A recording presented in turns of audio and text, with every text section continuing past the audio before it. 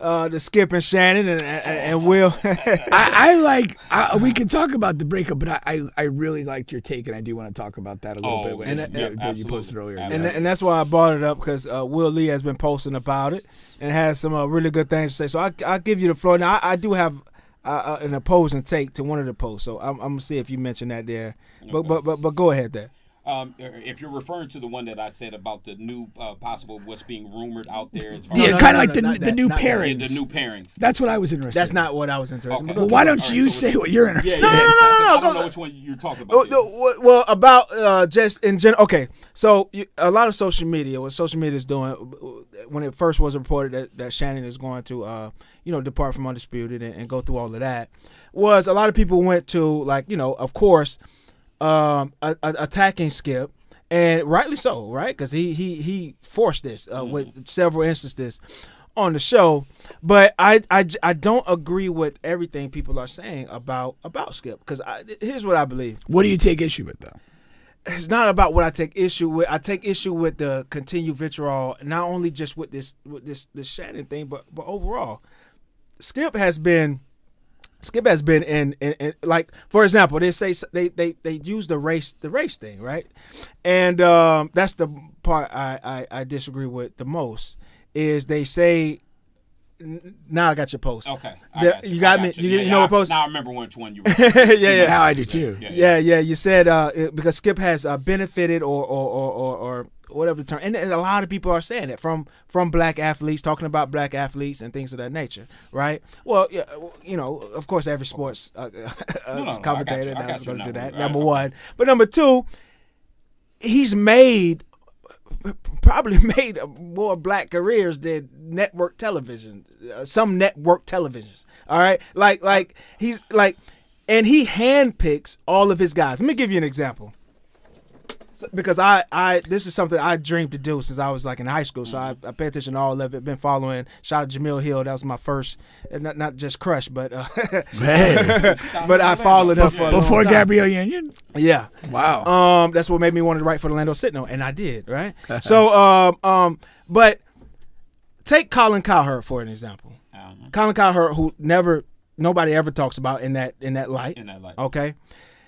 Colin Cowherd has been on television for just as long as Skip.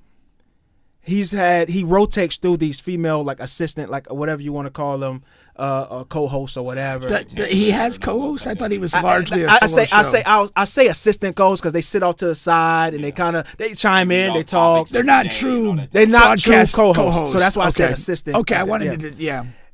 Never, and there's always female. None of them have ever been African American. All right, I want you to pay attention to that. He's an Indian guy now. Yeah, he's using an Indian guy now. Number two, when he goes out in the world, when Colin Cowherd goes out, whether he's on vacation, whether he's sick, he handpicks the people that replaces him. None of them has ever been African American. I want you to keep that in mind too. Okay. All right. I'm thinking he's a member of the Klan. No. Oh, okay. But it's just it might be. What I'm saying is, like, there's a difference in what you do versus what you say. Now, take Skip for example. Skip, most of the time, he's handpicking African American co-host. That's not him though. Hold on, and you can use for different reasons. Maybe it's a reason. Maybe he likes the dichotomy of every show. If you notice what's the dynamic? It is a black male and a white male, and that's that they want that to create that underlining. But if somebody two quick points. Mm-hmm. I don't pay attention that much to Skip. Who did he work with before Shannon? Right before Shannon would have been Stephen A. Okay, and was there anybody before Stephen A? No, it was Cole Pisa at that point. Yeah, but he just a rotating cast. Okay, my second question, which is which kind of becomes a part of the discussion of what you posted today, was that because you proposed essentially Nick Wright. Yeah, to partner with him, McCoy. And that's the best person on Fox Sports to pair with Skip. But what to the point that y'all just addressed, I think that gets lost with two non-athletic white guys talking sports. I think the dynamic of that show just bottoms out with that dynamic. I really do. There's that racial element that is still beneath all of this. And the reason why I made the post the way that I did and talking about the house Negro versus the field Negro is because at the end of the day, we view Shannon Sharp as one of us, meaning in the black culture, in the black community, he's one of us. He's smoking cigars. Which I've been harsh on Shannon for that, because he knows what he's doing. Yeah, When got he's the wearing Hennessy. the skull cap, because you're actually creating a greater divide. Black and Miles. Yes, when you're doing that, you're playing upon black stereotypes and you're putting it onto a national stage. I don't like that, but I know why they're doing it, because I'm a businessman. So understanding that Shannon is the representation of Unc for us, right? And we all know, for the most part, Stephen A. Smith has a body of work that says he's going to switch up to appease the people who are signing those checks, right? He's always said on his show multiple times, like, I follow the golden rule. Those with the gold make the rules, right? And so he's proven it. I can show you time in and time again 1000%. where he said, I stand on what I stand on. Then 2-3 days later, after producers said, After the meetings. now, let me correct what I was saying. And this is the way that I meant it, and I'm sorry if it offended anyone. See, that's something completely different. And that pairing right there may not work. It may not work because it doesn't still create that dynamic of white Americans want somebody to speak for them. Right? The reason why Skip has been on television so long is because he attacks a black athlete in a way that he doesn't get the pushback that if a white guy from, that worked at Walgreens sat there and said, well, LeBron is a bum and look, Queen James and da-da-da, right? He can't say that out loud in public. Skip does it on the national stage, and there's guys doing this. They're clapping. That's true. And so that's what you have there. There's a reason why every sports show, every successful sports show has a black and white dynamic on both networks, Fox Sports and ESPN. Yeah. Why is that? J, Max, and Will, right? Remember, it was just J, Will, and Keyshawn, right? Yeah, For the longest. They slid in Max, right?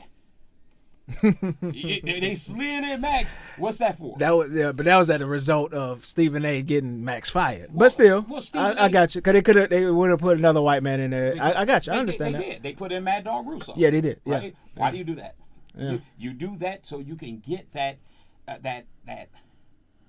side of things. You want that talking tape, because remember, when you were talking about black athletes and Skip being as old as he is, he understands, and he's come from an era where he knows about the sensitivities of, dog whistle politics. He knows about the sensitivities of saying things about certain athletes. So he should know better, but he does it anyway because he knows that's what sells. As a shock jock, right? You calling a grown man Bosch Spice, what does that have anything to do with basketball analysis? What is that? I mean, I'm serious. No, it doesn't. It doesn't. What does it have to do with it? Nothing. But that's Skip. But but we can't just keep. But what is Skip? Skip is a creation of commercial. Yeah, he's all that. But I can't go as far as saying race. I just can't. And I'm coming from a person who, that's the first thing I look at. I don't think it's race. I think it's the dynamic of the show that you're talking of the shows that you're talking about. It comes from a higher place that says for ratings, this is why we do this, for ratings. Okay. All right. But still, those guys, they oversee that. Like there are a couple of guys in sports television that oversee that. They make the decisions. If Skip wants Nick in there, Nick will be in there, no matter what we're talking about. Like Colin Cowherd, Skip Bayless, Stephen A. Smith now, whatever the case may be, even going back outside of sports radio, your guy. Influence, right? I get what you're saying. You're saying their influence. If Skips comes up and says, "Hey, I want Nick in here," I feel like it's going to be great for the rating and everything else. I get what you're saying. What I'm trying to tell you is that there's a lot of people that are in these people's headphones. I actually made a post about that are in these people's ears, right?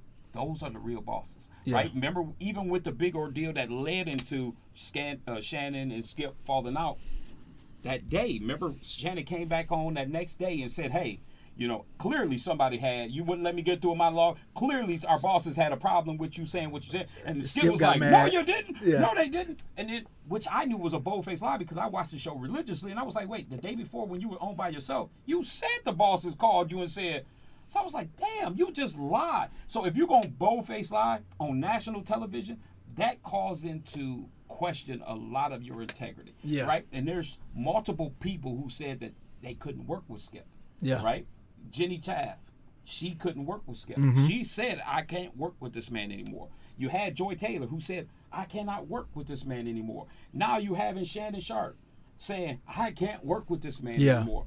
Like, there's something there. That's pretty telling. That's telling right there. That's pretty telling. I can't work with this man. Yeah, but they're not. It's just a race thing. Like Skip is a fucking. He's whatever, right? He's tough. He's hard to work with. Yeah, he's tough to work with. He wants everything his way. He's a fucking dictator of the show. Like Shannon doesn't like that. Shannon doesn't get to come up with any of the topics. But it's the power structure. You know what I mean? Though. Right. The power structure. What happened is that Shannon's popularity has now overseen it.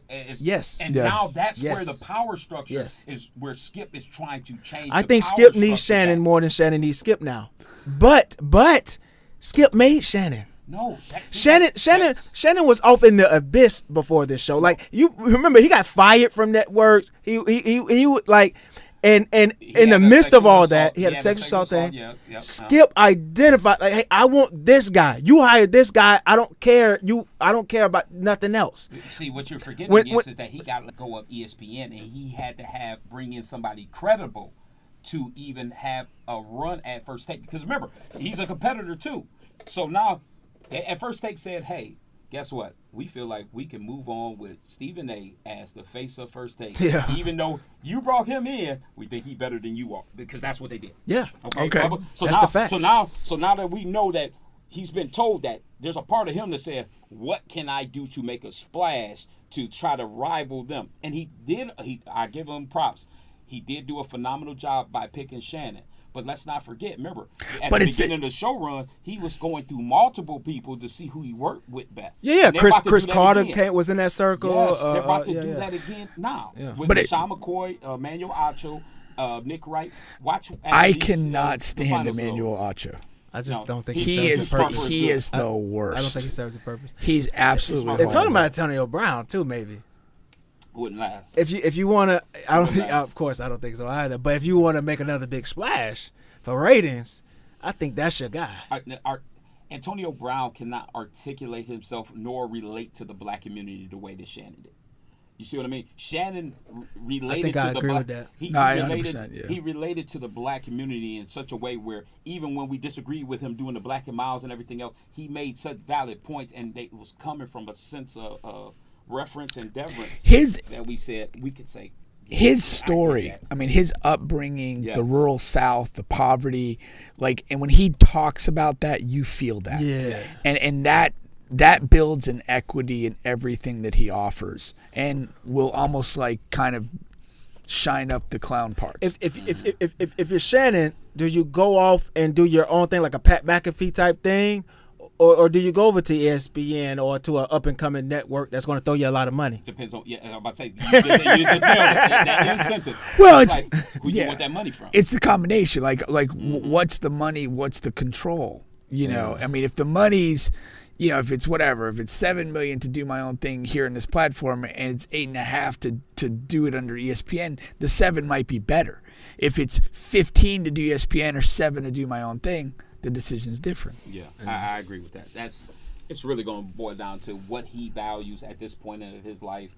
Does he want that creative freedom and being responsible to have to come up with the content now? I mean, because yes, even though he's the sole proprietor of Club Shay Shay, remember, he's not coming up with those questions. Right. Like, those still are producers out there. There's still people who are telling him, "Hey, let's ask this question." Well, I mean, he could still relate. He can still, he could still have a team or producers that do a lot of that legwork if he doesn't really want to. Yeah. And I guess the other interesting question: does he go for some sort of partner setup, or does he kind of go it alone more, or with some sort of rotating cast of characters? But I agree. I think Antonio Brown would be really bad. A train wreck. And you can't. Acho is just a fucking nightmare. No. If I never had to hear that guy's voice again, it would be magical. I mean, Emmanuel Acho, obviously he's a very articulate and intellectual brother, but he doesn't have that sense of relatability. No, he's not appealing at all. He's man. not appealing, and like some of the times he goes in there and he does a lot of double talk. He'll sit there, playing devil's advocate is one thing, but when you are asking a question and answering it yourself, but then presenting it a new way to people, it's like the redundancy of it. It kind of gets like he's remind me of Marcellus Wiley. Like Marcellus Wiley does that all the time. Yeah. And they just don't have the he has his own platform now that's much better than he was on TV. But yeah, you know who I really like? Chris Broussard. Chris Broussard, I really like. I think he could work there. He's pretty solid on that show. As a what though? Against Skip? Yeah, I think so. He's in a debate for him now with Nick and those guys. He's just a contributor, but I think he could do it. Yeah. Here's the thing.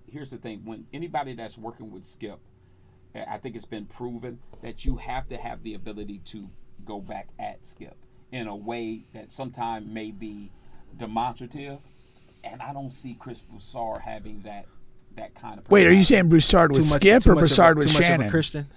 Yeah. yeah. Don't make me vomit in my mouth. Oh Lord, come on, man. But Broussard, you don't like Broussard either? No, I don't like religion. Oh. I can't touch that. Yeah, I can't touch that. No, but Emmanuel no, what am I doing here? What happened? How long has that been on? Somebody clicked overkick. That might have been Will. It's all good. We know where Will's mind is. Let's run that overkick back.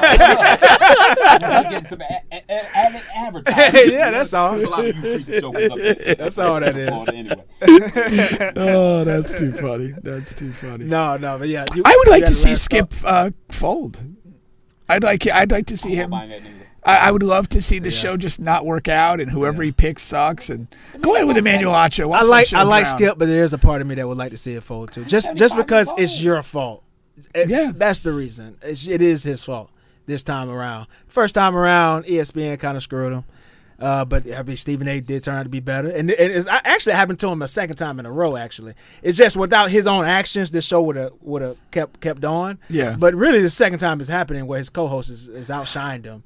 But that's what tells you, like, he's not a real talent. No, he's a talent. He's not a talent. Skip Bayless is a talent. I disagree. He is a strong talent. I disagree. Because you're looking at what's his talent? You're looking at it from the viewership of what you want as a productive conversation. He is a master of shock jockeying. That is his talent. His talent is to say something. It's not a talent. It's not a talent that I respect, so I don't care. Yeah, I know. I'm not. I've said many times. I am not here. I am not here for the unwashed masses. Well, I'm not here for. You don't like that type of sports television. Anyway, 100%. You don't like debate show. Because why? Because it caters to the low intellectual people. No, don't say that. Because I watch it all the time. I watch it all the time. Man. It does though. That guy's not saying anything special. It's shock jock stuff. Shock jock. Yeah, it's the low intellectual people, man. He loves your guy MJ. That doesn't matter to me. I don't care. I just thought he'd get a point or two. I'm not that easily swayed. I just don't care. I like MJ for my own reasons. But by the same token, like I don't spend a lot of time posting about MJ. His career's over.